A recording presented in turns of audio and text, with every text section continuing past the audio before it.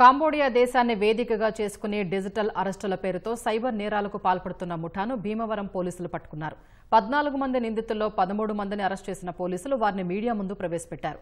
భీమవరానికి చెందిన ఓ విశ్రాంత ప్రొఫెసర్కు SIM card పేరుతో ఫోన్ చేసి అందులో తేడా ఉందని సరిచేస్తామంటూ చెప్పగా కంగారు పడిన బాధితుడు ఆధార్ బ్యాంకు ఖాతా వివరాల్ని వెల్లడించారు. దీంతో బాధితుడు ఖాతా నుంచి పలు దఫాలుగా సైబర్ నేరగాళ్లు 78 లక్షలు దోచుకున్నారు.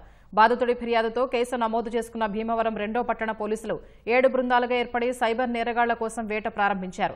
కార్డు డీల్ అనే కొత్త పద్ధతి ద్వారా సైబర్ నేరగాళ్లు నగదు దోచుకున్నారని, వీరి నుంచి 42 లక్షల నగదు, 15 సెల్ ఫోన్లు, ల్యాప్టాప్లు స్వాధీనం చేసుకున్నట్లు పశ్చిమ గోదావరి జిల్లా ఎస్పీ నయూమ్ అస్మీ వెల్లడించారు.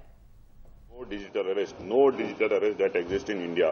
ఏమైనా అట్లాగా కాల్ చేస్తే వెంటనే లోకల్ పోలీస్ కానీ 1930 కాల్ చేయండి.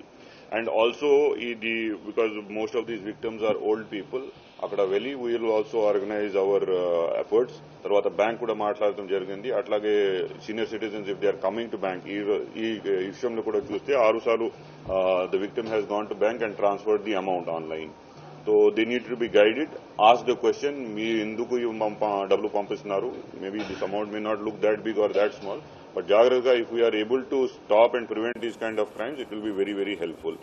And detection, and as I told, it's taking a lot of painstaking efforts and everything. Ippudu chuste it will look like very small in 5 minutes. I have covered it up, but 10 రోజుల నుంచి మన అందరూ team CI 2 town గారు, 1 town గారు, Bhimavaram rural CI గారు, Akividu CI గారు అందరూ చూస్తున్నారు. And our special commando SI Jarmohan Mamshi, he is being following the entire development through his technological apps and everything. 6 months course he has also done in this regard. So it is a very difficult thing, but man kuda నేర్చుకుంటున్నారు, fraudsters kuda new methods invent చేస్తున్నారు how to fraud people, but we are also catching up and we will definitely make sure that these kind of crimes are prevented and detected in future also. Thank you.